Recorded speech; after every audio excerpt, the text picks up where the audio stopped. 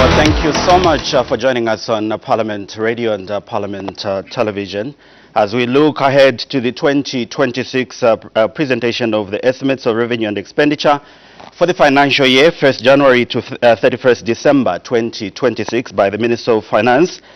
The stage is set for a transformative fiscal roadmap that tackles pressing economic challenges and puts citizens' well-being at the forefront. Will the figures add up to the brighter future for all Zambians? That's $1 million question that lies to be responded by the Minister of Finance tomorrow as he unveils the 2026 national budget to Parliament.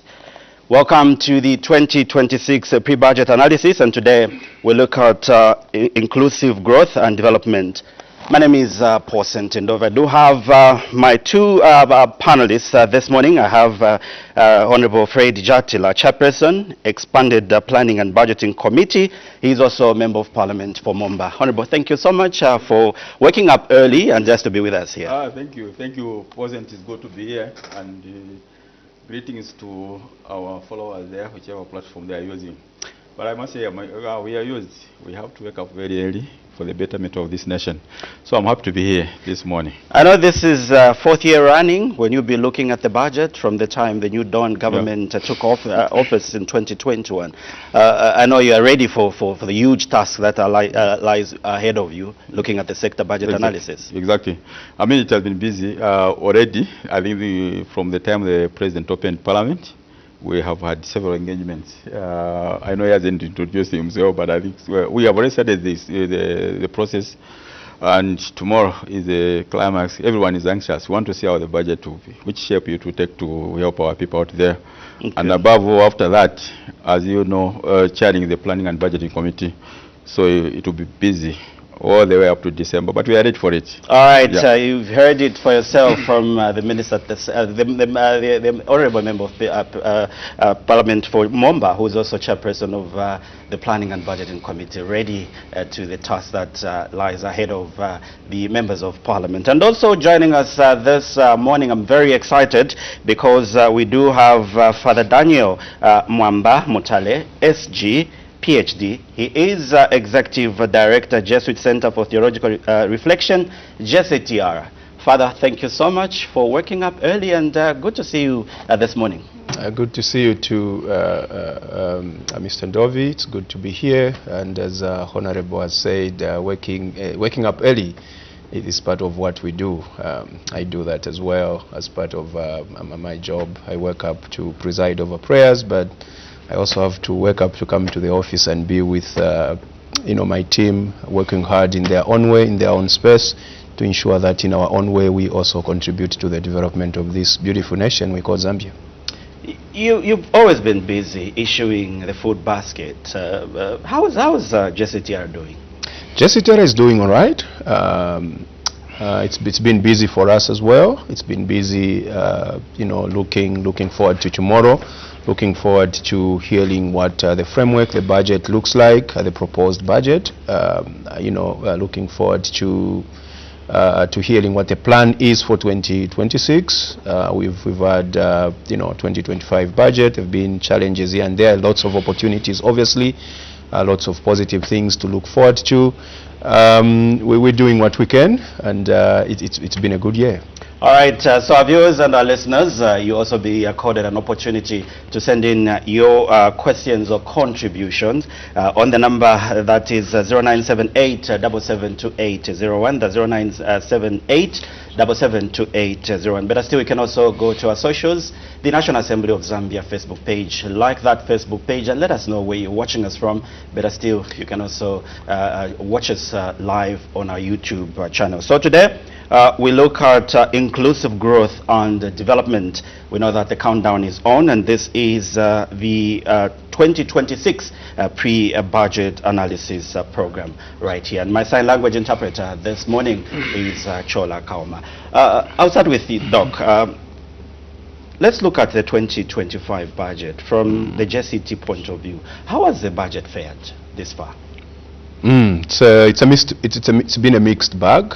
From where we sit, from where we stand, one of the challenges is the cost of living. It remains really high and out of reach for a number of people.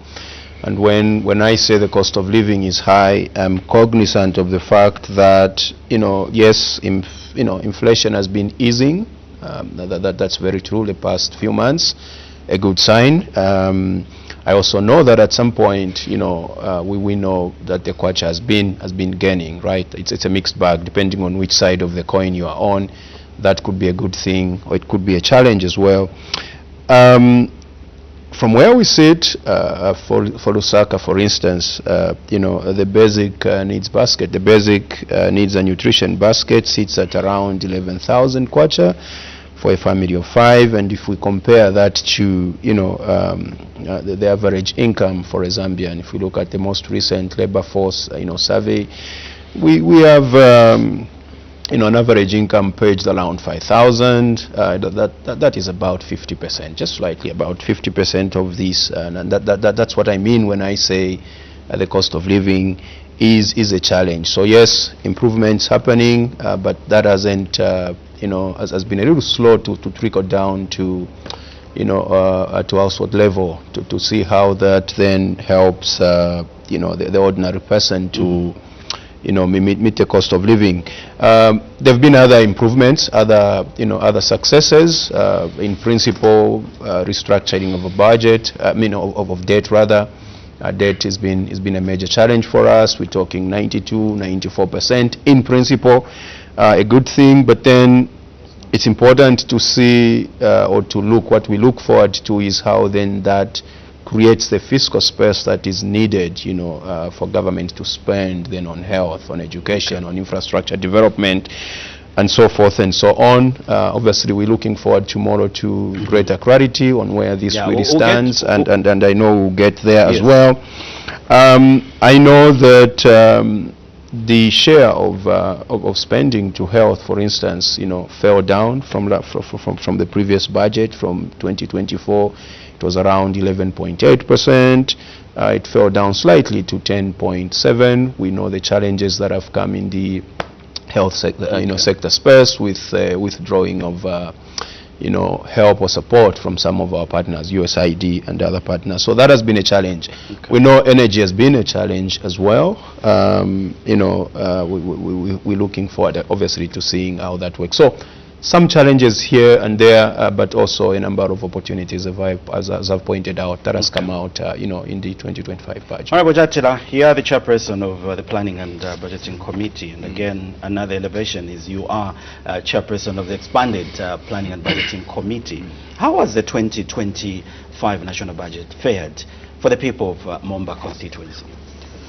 Okay, so maybe before we talk about the people of Momba constituency, but in general, I must indicate that, as you indicated, I do chair the Planning and Budget Committee, and also we do reviews of how the budget is faring from two aspects. For us, you look at the revenue side and the expenditure side.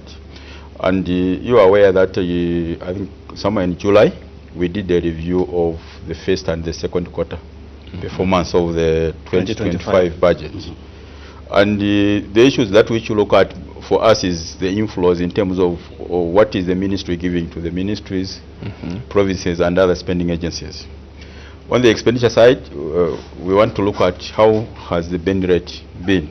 Because there are situations where the Ministry of Finance can release funds to the ministry, but we have seen a situation whereby sometimes also just to utilize those funds becomes a problem, and issues like procurement and the like, they come in space.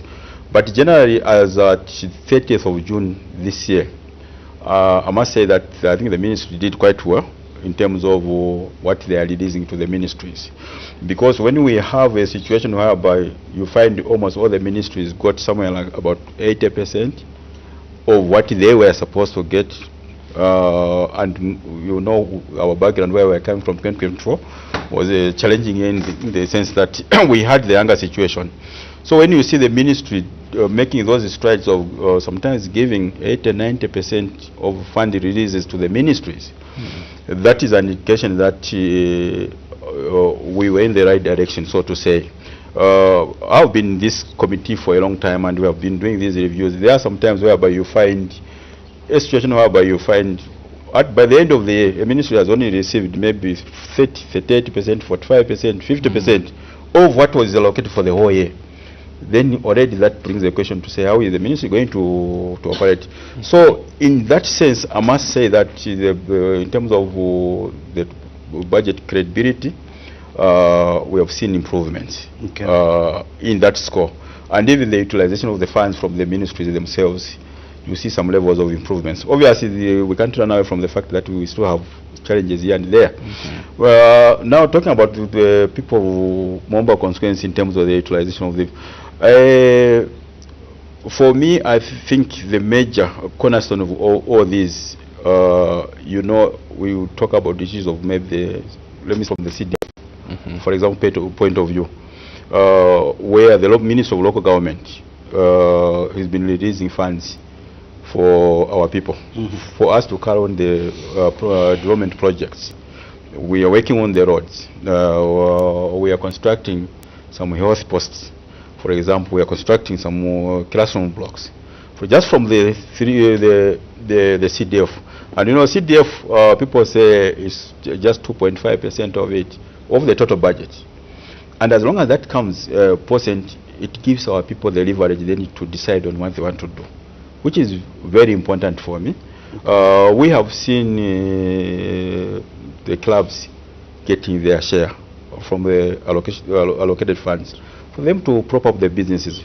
But over and above, now when you come from the other support from the government, number now, I think where we have done well, and I'm happy from the constituency point of view, that interacting with the health personnel in these clinics which are running, you find a situation where some of the situations where they have the medicine in the clinics, 90 to 100% of the drugs. Again, that is a plus for us. And as I indicated, you know, we are coming from the situation of the hunger period. And you know that last year, because of the same, we had to almost revise the budget. And most of those pronouncements which were done in 2024 were spilling in almost up to June 2025. Such as the issues like the cash for work, the social cash transfer, and we have seen our people, like in my constituency, benefiting from that. So there was a spillover effect from the pronouncement of the 2024 revised. I always want to call it a revised budget, which is supplementary. Into 2025, as at June. You heard that was the last for the cash for work. But I'm happy that you heard His Excellency also made pronouncements when opening Parliament that the cash for work program is going to continue, which is good. So when you look at just those, I think we are in the right footing as a consequence. But the cash for work came as an emergency because of the drought that the country experienced. But do you really feel and think that should continue? Because we've got other needs that we need to take care of. But maybe let's hear from Father, the cash for work aspect.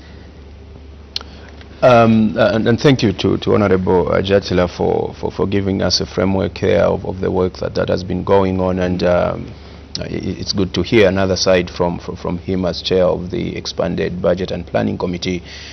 You know, we are always, as an institution, as a JCTLR, we are always for programs that help people who are poor. You know, that's our point. Our concern is about that person who is poorest in our community, you know, that person who lives at the margins. And if a program is there and it is benefiting those that are poor, you know, we know how high. I don't need to go around, you know, we don't need to go to the figures. We know unemployment has been a challenge among young people, among women, among our brothers and sisters who live with disabilities. And if a program is there helping them, such as a cash for work program, we are happy to see it continue or even expand it. So that should continue. Now from the JCTR, today I know we are looking at inclusive growth and development. Now from the JCTR perspective, what are the key indicators of inclusive growth and development, and how can these be measured and tracked in the context of the 2026 budget? Okay, so you know, you had asked even before that about the performance of the 2025 budget. Look, The idea is the budget sets a tone, sets the benchmarks, what should be done in terms of, income and expenditure. As Honorable Jatla has pointed out, from where we stand, we want to see that framework trickle down to the person on the ground, right? To the person who's poor, that kid who needs to go to school, that child who's looking, that youth who's looking for employment. So a number of measures. Number one, we want to see the cost of living, as I've said, proposals that tackle the cost of living, that go down, bringing it down. Obviously, we also want to see the question of energy, as I've said, that, energy, that affects our small businesses especially. It affects households. It affects how they then make decisions on, what to spend on, what not to spend. For small businesses, it affects, what they produce. We know that the structure of our economy is such that a lot of production is done. We call it informal sector. I prefer to just call them small and medium businesses. We want to see more power go to them. But inequality also is a big measure. We can measure that in many ways. We can look at the Human Development Index, the Gini coefficient given by the United Nations with those wonderful indicators just behind you there. We want to make sure that, it can be a slow process, but we want to make sure that poverty levels go down. We want to make sure that there's more access to health, more access to education, affordable energy, as I've pointed out. But also, the question of social protection that you touched on when you spoke about the work program, the Cash for Work program. We want to see an improvement in that, an increase, where social cash transfer can value what is now put as a poverty line of about 500 kwacha per month, 517, some put it, to enhance the purchasing power of poor households, right? Because if people are able to buy, then the economy is stimulated, and then we see the inclusive growth that you're referring to and talking about. There are other commitments, as Honorable Jatla would tell you, that our country is part of, and many countries. There is the Abuja commitment for, health spending. 15% is the recommendation. Yes. An amount close to that is a good sign. There are other commitments that have been made. Increase in support to our farmers, especially small-scale farmers. Agriculture. They feed us. Honorable spoke about a drought that we went through. 2024-2025 farming season, the rains were great. The indications are that we expect fair rains as well. If we can support our good farmers, that would be excellent as well. All right, Honorable, your comment, what the issues that others raised? To start with, I think we are on one score in terms of issue of the cash for work. For me, I think percent is not way about it. It's a program which I think I'm happy that it started, and we have seen the benefits of it. It's a program that must continue. Okay. As indicated, when you look at our unemployment levels, they're very high. And the term itself is cash for work. As a result of that, just apart from what I indicated, like for the issue of CDF, this time around you see, you go even on some roads where maybe there are potholes. You drive there, you find people are working in their busy patching those potholes. I come from a rural constituency where you are, if you are not able to use, say, the cement to make blocks, people are using bent bricks, using the Cash for Work program. And we have seen where they are also coming in to help. We do bent blocks, you start constructing maybe a teacher's house. You start constructing VIP toilets. These are the people who are working for it. And because of that, then you give some levels of income. 600 kwacha per month. I know it's maybe some subject for another discussion, but I must say, if you, even in towns, when you look at these people who employ, say, maybe garden boys, the maids, and the like, I'm sure they're not far from that amount in terms of what they are paying for. Okay. So, in a way, you have created employment. But again, certain stakeholders are saying this is a political gimmick because we are going into an election year, and when you look at the quality of work that these people are doing, leaves much to be desired. Anyone can pick it No, further. not only that. Yeah, because there's less supervision. People just slash and just leave things lie like that. And there you go, and they queue up and start getting the money for free. And that's others where are still arguing, saying we still have needy areas because we don't have enough to start giving free money to these people who are not. And that's why the thing is, look, for me as a start, we have the Ward Development Committee in place. Because those Ward Development Committee members, they are the ones who are located in zones. They are the ones who kind of supervise this. But you know that before a payment is made, the council who are in charge of that program, they in fact have to visit these areas to monitor as to whether the work has been done. Now the question is, in all these, just like in auditing, you can't audit 100% of all what is given. Say for the financial year, what do you use? Mostly you have to pick what they call sampling. You have to do sampling. So if the council also goes that way, at least to give them an idea of a certain area through their sampling, has this money we are giving these people been worked for? That's question number one. But obviously, for me, you know, issues of politics, and always I say, what is almost detrimental to our growth as a nation is these political overtones. Even when something good is being done, some have called this as a consumption budget, or cash for work is kind of a consumption index from their perspective. But as I said, look, these are the people who have worked. We have created, in fact, indirectly, some levels of. Are you happy with the works that are done in Momba through cash for work? I'm very happy. I'm very happy with the work which has happened. So if you compare the two, we have the social cash transfer program, for example, for the elderly people. That one I will say yes, it's a consumption because, and we have a duty as a nation to help the elderly who are in need. But for the cash for work, we have in fact indirectly kind of somehow created the employment. Percent, you know that our poverty levels now in Zambia, we are hovering around 64%. Highest in the rural areas. In urban areas, we are about 50%. Just this alone, and I'm happy that our colleagues from GSCTR, who have been very key, even in fact, kind of helping us, especially from my committee point of view, giving us some of these numbers, telling us where we need to see improvement. I'm happy that, like today, we are having this discourse together. So I'm looking for a point whereby if this program was to be sustained, let's go in the next maybe 2-3 years down the line and see maybe what impact will this, just the cash for work program and other social protection program which the government is putting in place, what impact is it going to have? Are we going to see those poverty levels from 64% going, that was about 2022, going downwards maybe to about 50, 48? We would want to see it going down at and that is the responsibility of any government, to ensure that you bring on board those mitigation measures to help our people. I know we have quite a number of issues that we really need to look at, but before we move away from cash for work, I know, Father, I'll let you come in and maybe clarify certain things. Earlier on, you did talk about one of your core values as JCTR is to see that the needy or the vulnerable in our society are taken care of.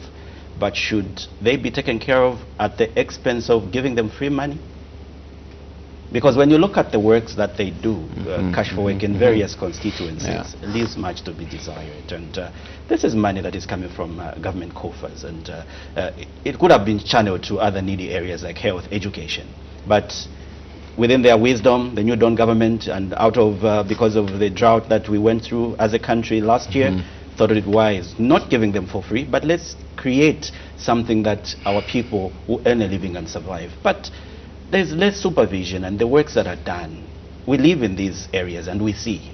Your stance as JCTR on that? I'd like to pick it up from where Honorable Jatla ended and raised quite a number of points. I should say that we know this is not ideal. Okay, that's not what we want our people to be doing. We want them to go beyond that. Okay, so we want more structured employment. We want them to be, we talk about the private sector as being a driver and engine of growth for any economy, especially for Zambia. So we know we don't want to remain there. we need to look beyond that. But even as we do that, you know, if we, the way it has been going, we need to, Honorable Jatla spoke about the role that auditing plays. We need to evaluate programs. So we need to see, you've pointed out areas that may not be working well in our constituencies.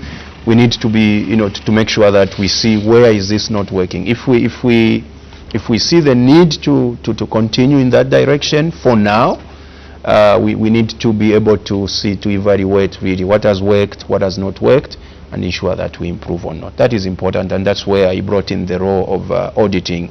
I would like to bring in the role that you already pointed out, the role of ward development committees. You know, they need to be funded for them to help out, you know, check and ensure that they point both to honorable members, they point to those that are implementing the program to say, hey, this is a good idea, but we could do better here, we could do better there.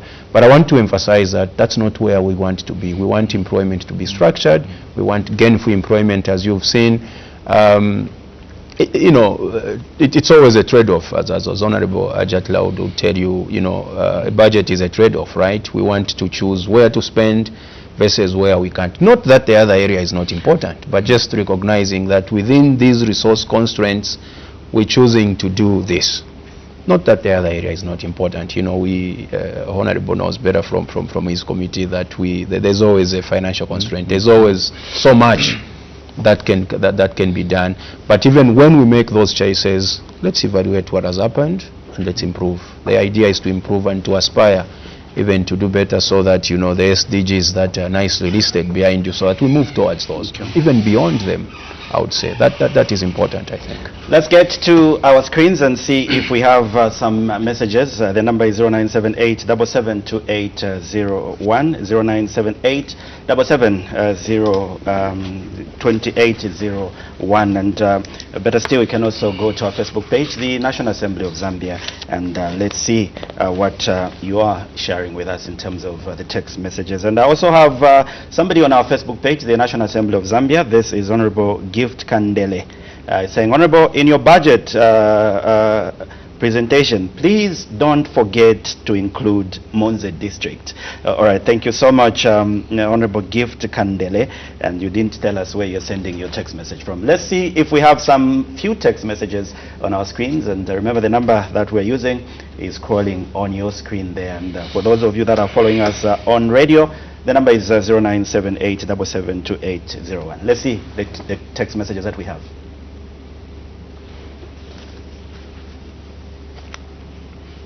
All right, seems we do not have some text messages yet,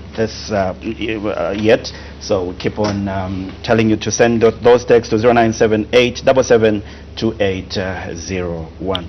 Honorable, let's get to the expectations for 2026. I know you've been dealing with the budget for the past 4 years, like in my preamble. That's what we highlighted. But what are some of expectations from the committee's point of view? It's a very difficult question so to say, but obviously I want to believe that we'll see the budget going up. Remember, currently we are sitting, the 2025 is about what, 217 billion? Yes, 217. 217 billion. So my expectation is that this one coming in tomorrow to see some growth from 217, okay, because of the aspirations that which we always want to see, to meet some of their pronouncements, and also obviously as members of parliament, always the talk we have is I want to see that the component on CTF goes from 36.1%, maybe even by 3 million, I don't know. Okay. But I still have, we can speculate, Honorable. I still have high expectation to see that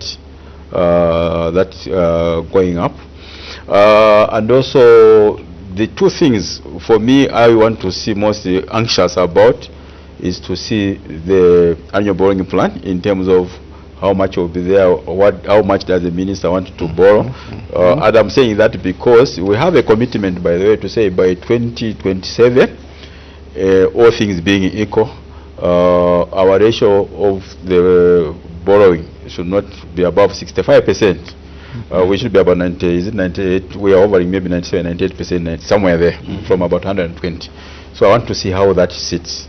And also from the domestic front, how much would the minister maybe want to borrow domestically? Because it has a key, very critical component on that one. You borrow more on the domestic front, then you overcrowd the private people would want to borrow there. Because, you know, the banks always would want to give where they see, if at all there's no risk, or at least as minimum as possible. And always, the risk kind of free institution to lend it to is always the government. So I want to see, but it has also another side of the coin. Okay. So that's what I want, in a nutshell. I want, those are my anxieties. Okay, before I bring in further there, you did indicate to us that you had the mid-term review of the budget performance for 2025. What some of the indicators did you see from the current budget we are in that you can easily advise your government to adjust in certain areas? So there were indicators based on the review that you had. For me, I think in terms of, you know, when you set up a budget, always you are futuristic. What do I mean? You have the budget, 1 year budget. We have the medium term budget plan, which also we did a review for 3 years. You have the national development plan, which goes for 5 years. And then you have the vision 2030. So whenever you are setting a budget, even for this, for 2026, it must speak to the medium-term budget plan. It must speak to the to the 8th national development plan. Sure. It must also have those aspirations going towards the vision 2030. But if I was to do any advice, I think I will not talk more about the budget, but I would want to see a situation whereby can we do a review of the 8th national development plan? I know it is coming to an end. Why do I say so? Because you find through the budget implementations, you can't even exceed maybe 51% of what is supposed to be achieved in the 8th national development plan. Then you know there is a problem. So it's either your expectation of the milestones you had set were over ambitious. And always I say that you will not help yourself where you say you want to maybe punch 100 balls when you know that what you can do maybe in that particular period is maybe 15 or 20. So be realistic and speak to that. That could be advice number one. I'm happy on the other side where you see in terms of the growth levels. I think even under difficult situations, we have seen some levels of the GDP showing some levels of growth. Tighten the monetary policy so that we get hold of the inflation rate as we have been seeing. And also in terms of the change, I think we have seen some levels of stability. It has been over 22 point something, it goes to 23 thereabout. Okay, so my advice I think will more to do with the 8th national development, because these are the areas whereby once they are in line, then even when you are implementing the budget, then you know that you are not off. You know, so the moment these key drivers like the 8th national development plan, you see that you are not achieving anything, then the question I ask myself, vision 2030, remember vision 2030 is just soon. Are we going to achieve that? So I thought maybe we needed to do adjustments from that point of view, not necessarily the budget. Obviously the budget for me, it is an issue where we need to do more in terms of our domestic resource mobilization. I talked about the annual borrowing plan. That one basically, why do we do that? Because domestically we cannot raise our own resources. But you know, Zambia has a lot of opportunities. You know that this time around, only a few people are contributing. In terms of the taxes. Just hold your thought there, Honorable Jatila. Let me bring in, just hold that thought. I know we'll get to that, but let me bring in Doc here. Doc, we know we've talked about, you are talking about issues to do with energy. We need energy, and it's a crisis. And there are quite other needy areas that the minister is trying to allocate some funds. But are we seeing an election budget, looking at what is lying ahead of us, the election in 2026? Will it have an impact on the budget, especially in the social sector? No, look, the easy answer to your question, if I'm to escape your question, I would say... You don't need to escape. I would say we wait for... It's not even an escape, it's true. I would say let's wait for tomorrow. Okay. Let's wait for 1:30. But the question is, are you foreseeing an election budget where a larger chunk will go towards? We can only rely on history here. We can check 2021, 2020, 2016, 2015, and we keep going back 2011, 2006, 2008, 2006, and so forth and so on. And if we follow history, which I need to be careful here with. Now, if we follow history, there's a possibility of that happening, but for a definite answer, we'll have to wait for tomorrow, obviously. Okay. But I'd like to come to your good question around expectations, if I'm to jump the gun. We are not neutral. I like to say that directly to people, that we are not neutral as a JCT. What I mean is this: we stand with those that are marginalized, those that are poor. So what we would like to see tomorrow in general, is a pro-poor budget. Would like to see, I know Honorable says we might want to look at what's in the 8th National Development Plan, where we overly ambitious. We think that it's a good template. It's always good to set for yourselves a high bar. I would like to see some movement, some acceleration towards the attainment of the aspirations and goals that we set for ourselves in the 8th National Development Plan. Would like obviously to see the high cost of living tackled, measures that also deal with extreme inequality in Zambia. I mean, Zambia is extremely unequal.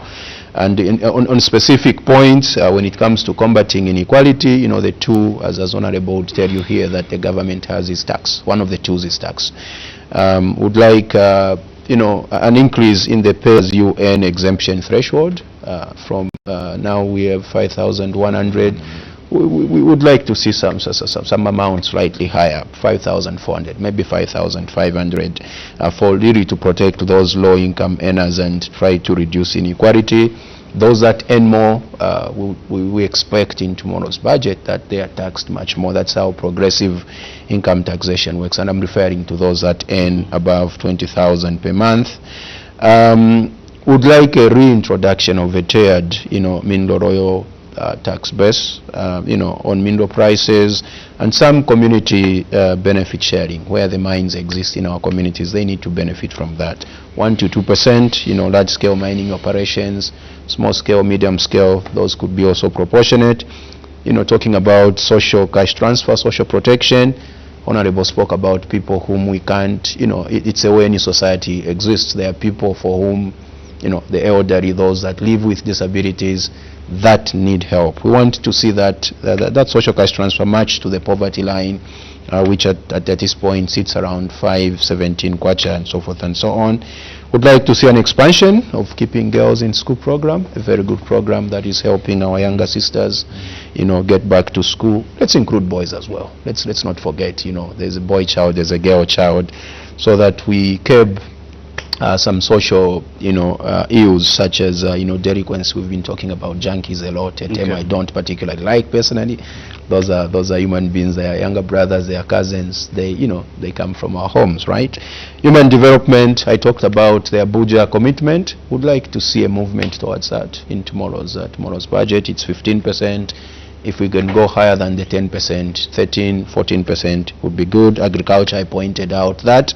More support to our farmers, particularly for climate smart, agriculture. We were hit by the drought not so long ago. We've been hit by other droughts.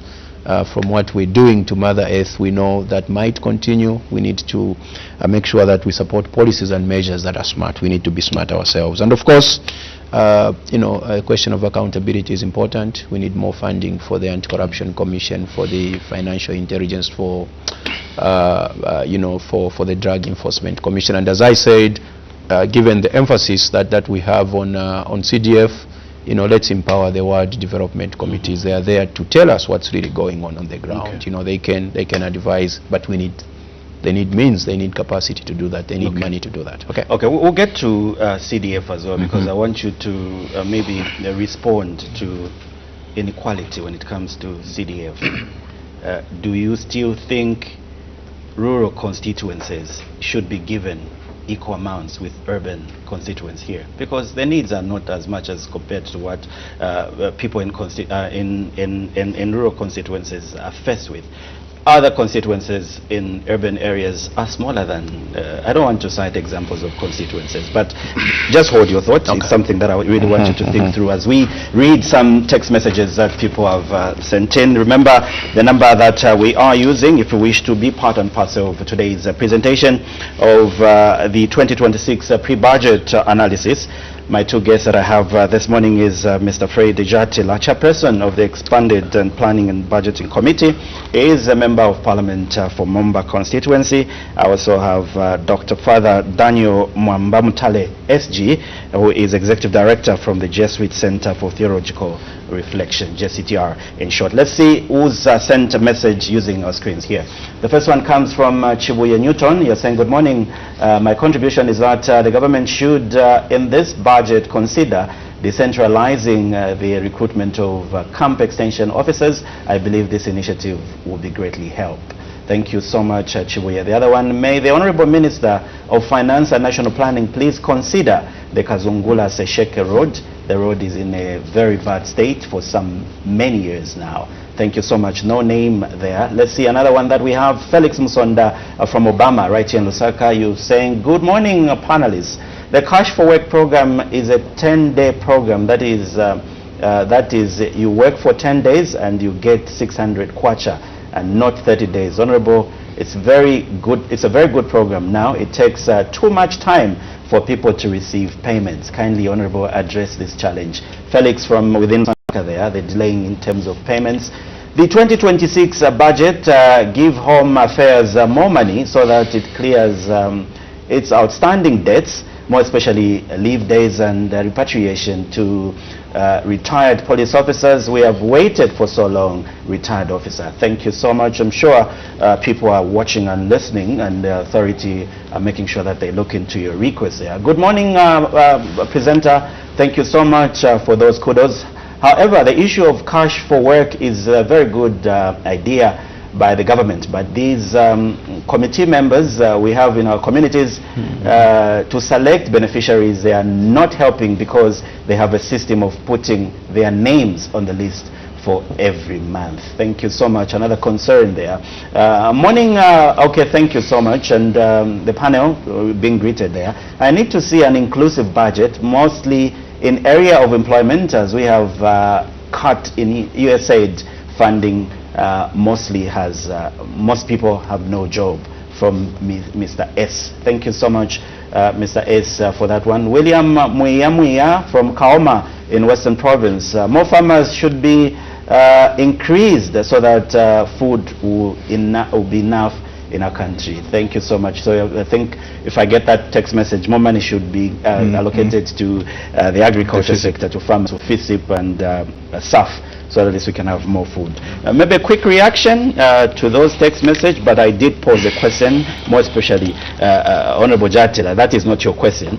I want I want Father to respond, because there have been calls from various stakeholders, the issue to do with CDF. All constituencies are getting 36.1 million. They are smaller constituencies, and they are bigger constituencies. They are rural constituencies, they are urban constituencies. Do you think it's fair, or are we seeing where can be an adjustment, change in law or policy, where certain constituencies that are in need are given a larger chunk? Thank you, Ndovi, for that question. I would say the beginning point for me would be to do an evaluation of how CDF has worked so far, including the question that you are raising, because it's easy to tell from the way the spending has been, the uptake. It's easy to tell from the numbers. We now have the census numbers. We can tell this constituency has this population. This is how the population is growing or not growing. This is the number of people who are settling in, the number of people that may be migrating or moving away from the constituency. So looking at all those factors, it would be important to answer the question from a point of evidence. Okay. You know, at my institution, we believe in speaking from figures, from facts, from evidence. So that would be very important. It is true that constituencies have different needs. and that they also have different populations, right? And the dynamics are very different, their capacities are different. So a number of variables or a number of factors need to be taken into place. It does sound like we could come to a point where we do what is called proportional allocation, looking at the various factors including needs and population. That we should immediately give an answer to the question, I would say, would be making some really premature declarations. I think it would be important to first do an evaluation and see how has it fared and what has happened. Then we can move from there. I think that would be really key and important. We'll remove the jacket as a chairperson. Yeah. Now we'll just treat you as Mr. Fred Jatila, yes, a member of Parliament. The issue to do with CDF, the similar question that I posed to Father. As Father said, there are a lot of parameters you need to consider. And basically, you may spend quite a lot of time trying to punch in these numbers. Let me give you an example of Monze district, where we have 3 constituencies, where I come from. We have Gwengwa, it's bigger than the Momba constituency. We have Monze Central, is bigger than the Momba constituency, meaning Momba constituency is the smallest in the district. But now when you come to look at these other parameters, such as the poverty levels, we have those statistics from the previous census. Then you realize that Momba constituency, we are predominantly farmers, meaning we supply most of the produce in terms of the maize, especially for the district, vegetables and the like. But the constituency is classified the most poor. Why? Because if you go to Wengo, for example, there have a lot of animals. So when you look at each household, you find they are relatively doing well, but it's a big constituency, almost somehow like Monze Central. So the question we can have now, out of the 36.1 million that which we are getting, and if our drive is to reduce poverty in these 3 constituencies, where would we treat it to give more CDF? Obviously, you say let's give more constituencies because the poverty levels are higher than these others. But again, another question will come to say, but look, Momba constituency is small. So for me, it's something which we really need to put our heads together and look at what would work best. Do we go by population? Do we look at urban areas versus the rural areas? Do we go by poverty? Because I think the key issue here, which surrounds all this, we want to ensure that our people at the end of the day, they go to bed without being hungry. Provide the small details that which is needed. That is the question. So the question is, would you go for where there's critical mass in terms of the population, where already even if they are high in terms of critical mass, but they're relatively doing well? Would you want to address the issues of poverty where there are high inequalities? So removing my jacket, I would also still say we needed to put our heads together and do kind of an evidence-based, so that as you are implementing such a program, again, you don't go back to such looking. Now, quickly, I know you had also looked at this budget 2026. Is it an election budget? I must say that I think going in the previous budgets, you will see that coming up. But I think we are in a tight corner, because remember we have an IMF program. Okay, within us, where some of the things which would happen before, you can't do them. For example, like now, maybe I would say, okay, let's introduce subsidies, because it's an election year, and we want like farming inputs to be cheaper, for example. Why don't we subsidize? We can't do that, because there are those agreements that which we have signed to say we can't do that.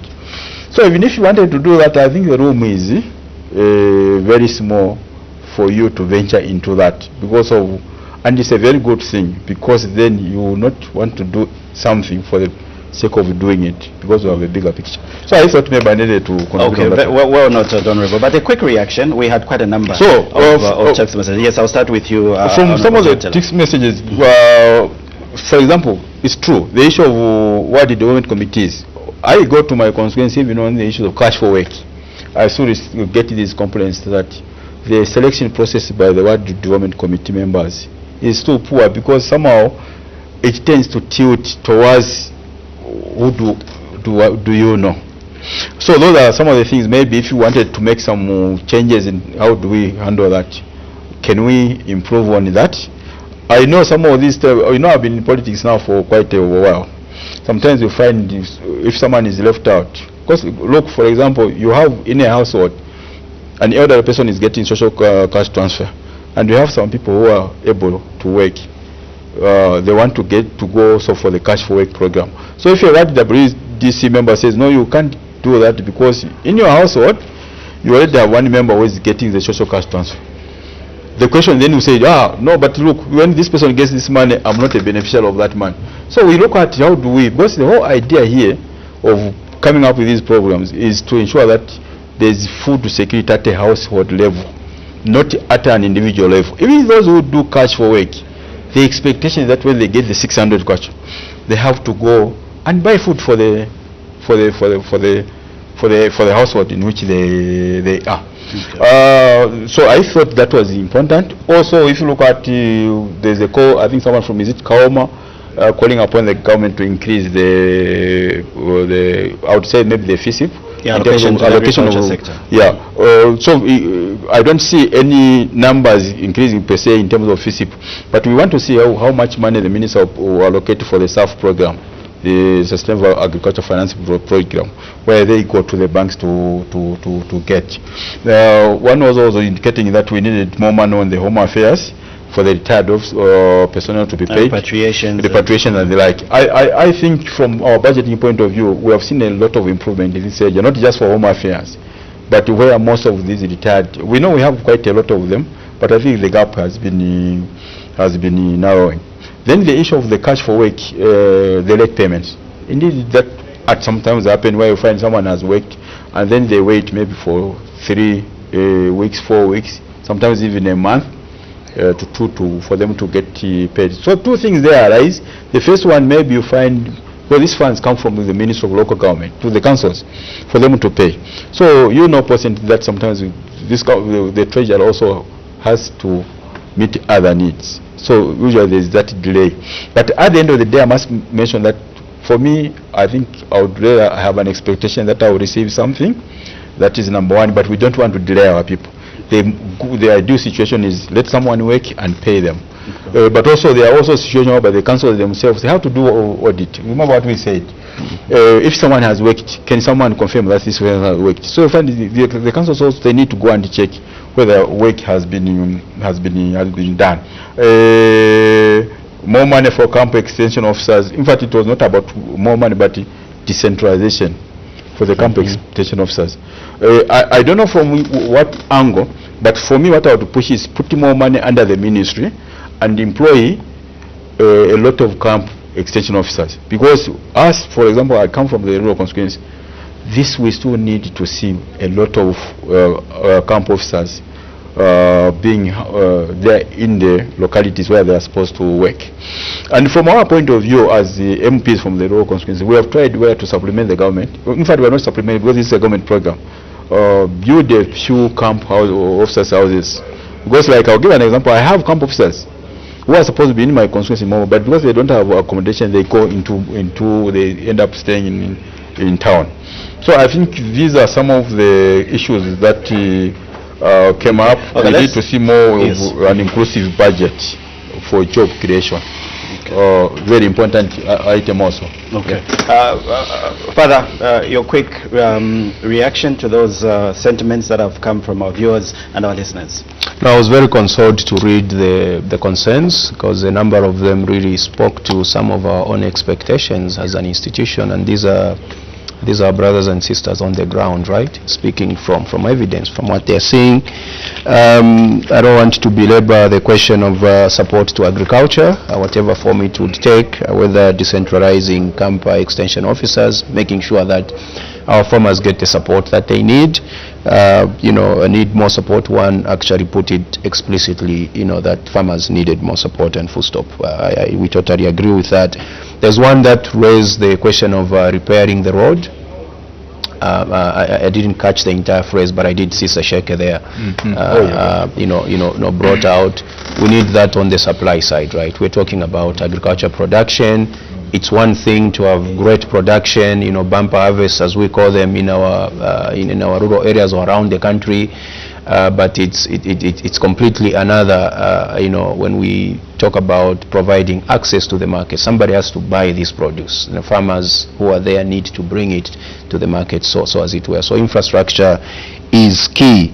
I thought I could speak to the question of outstanding arrears and debts, you know, to our brothers and sisters who have worked so hard to contribute to the development of our nation. That is important. It's fair and it is just. But also, you know, the more you delay, money, the value of money is tied to time, right? So if a person, you know, retires today and then they are only paid 3-4 years down the line, you know, we know that the purchasing power of that money is eroded with inflation. You know, we're not paying them money that we adjust to what's going on with inflation. You know, if a person was supposed to be paid 500 kwacha today, you know, after 2 years that 500 kwacha doesn't buy the same things that it would have bought a couple of years before. So that is important. It is also a justice question, but it also gives them a means to live a decent life and to continue contributing to our, you know, to our wonderful, to growing our economy. There was a question raised around addressing the funding gaps that have been created as a result of withdrawal of support or realignment of support by some of you know, partners that support our country, USAID for instance. That will be an important question to be addressed in tomorrow's you know, a budget address by the Honorable Minister. Okay. All right. I know we have about 3 to 4 minutes before we wind up this interesting engagement, but I will still be on you, Father, as a faith-based organization and civil society organization. Like your organization, JCTR, how are you engaging with the government to ensure that the budget-making process is inclusive and responsive to the needs of vulnerable populations? One way is to, you know, interact with various committees in Parliament. The committee that Honorable, you know, chairs here. Once the budget is done, they invite us to give some input and ensure that we bring out some perspectives from where we stand, from what we see on the ground, the poor people that we interact with in peri-urban areas, in rural areas of Zambia. We bring that out. We give them the evidence of our own, you know, of our own research, but we also make sure that, you know, we're not just saying what we think. You know, it's important to bring the stories of those that are poor, their voices to the fore. You know, that's why I was very happy to see, you know, those text messages. We need to amplify those, to say to Honorable that this is what we found in, you know, in Shangombo. This is what we found in Momba. This is what we found in Masaiti. This is what we found in Nabwadia. This is what we found in Kwamalama. This is what we found, you know, in this and that space. That is really, really important. But also creating a, you know, a space where we have a conversation. You know, Honorable has perspectives from where he sits in the committee, from his constituency. I listen and learn from what he's saying, so that we see, you know, what are the others saying as well. It should never be a one-sided conversation. It has to be really a listening conversation where one speaks, another listens, and others speak, others listen as well, and then we all move together. Look, this is one country that we have. We just have one country. We can have different views on how this should be done or where this is going, but I think it's possible to come to a point of a consensus and say, yes, this needs to be addressed, or this can be done better, or this is working.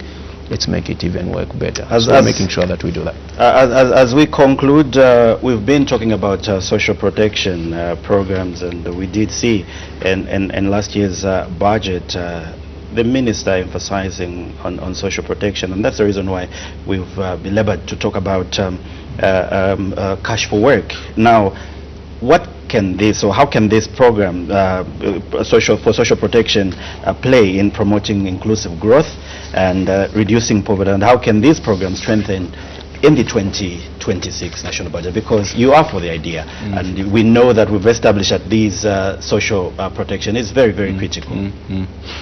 So I think one thing we need to look at it from the topical issue itself, inclusive growth. What does that mean really? Okay, it's where we need, we like as politicians to say without leaving anyone behind.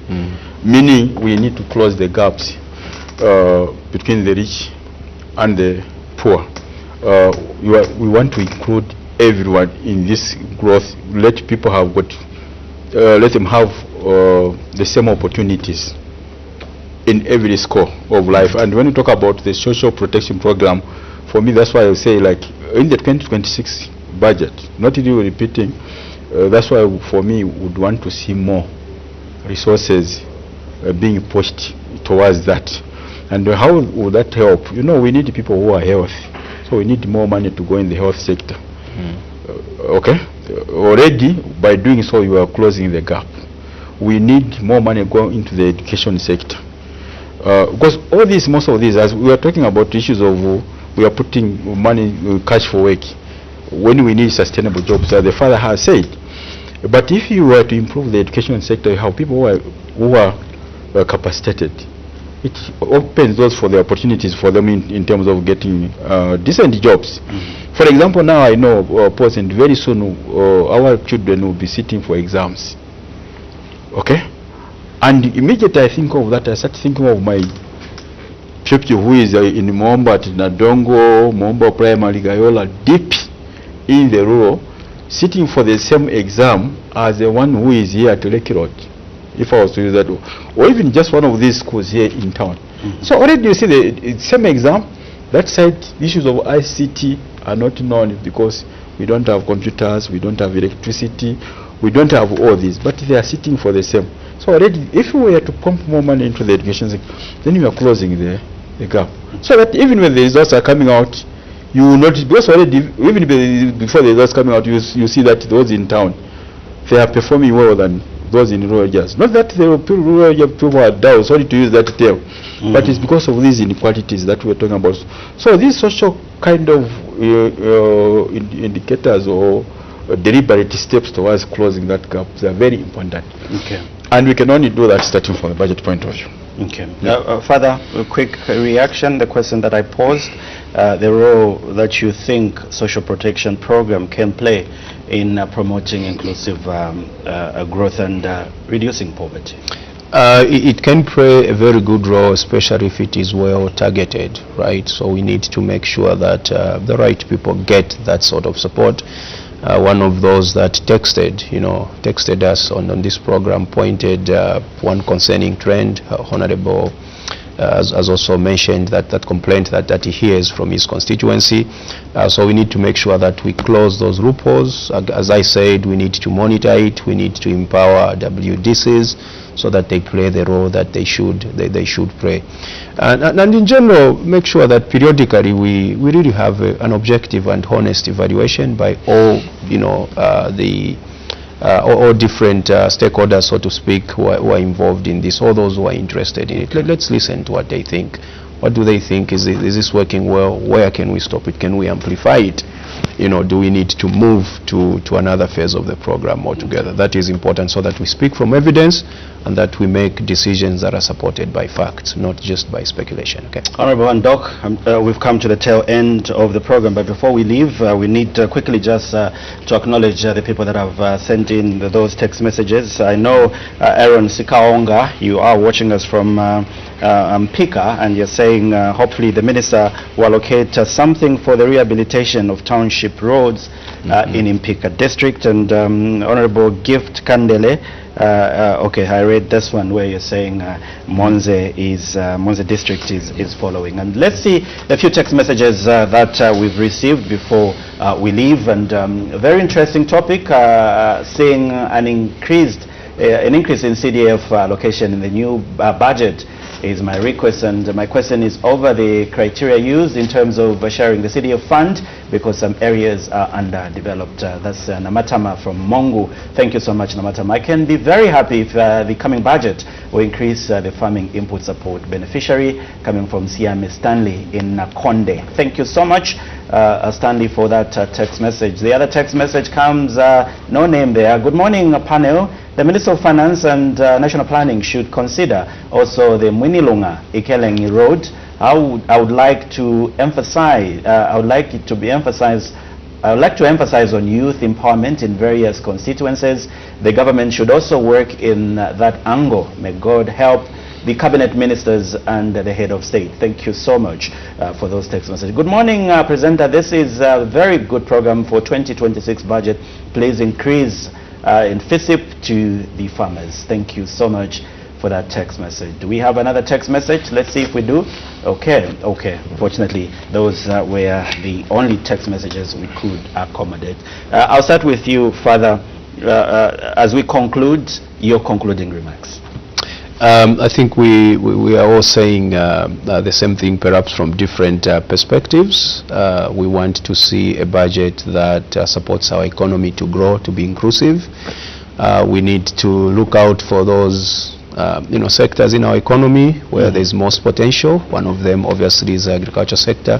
The text messages that you just read confirmed that. Support for farmers, support for farmers, support for farmers. We need to tackle challenges such as youth unemployment, an issue of making sure that the youth are taken care of in this budget, or that the framework is such that it also deals with challenges that they face came up. So I'm looking forward to a budget that really addresses our challenges and enhances where our opportunities are, especially for those that are poor and marginalized. I can't say that enough.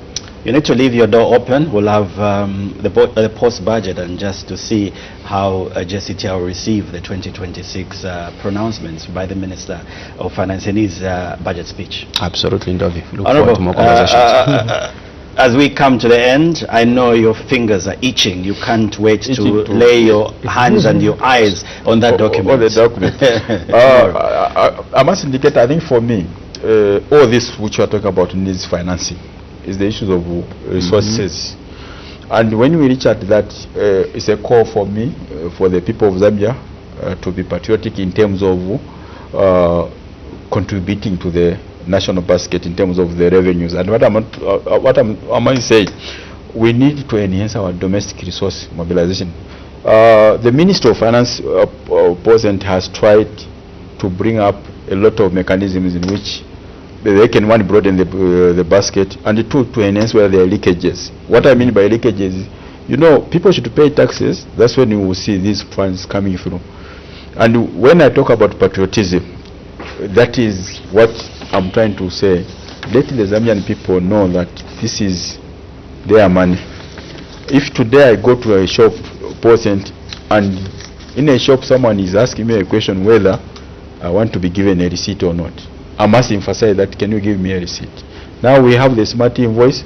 I'm really advocating now for ZRI. Let us help them by ensuring that wherever you buy something, you demand for a smart invoice. Because the moment you do that, just know that you have direct, not even indirect, you have contributed to the resources that which we need through domestic resource mobilization. Then we are going to stop talking about these issues where we have huge debts, external debts, domestic debts, because I think this country has a lot of resources.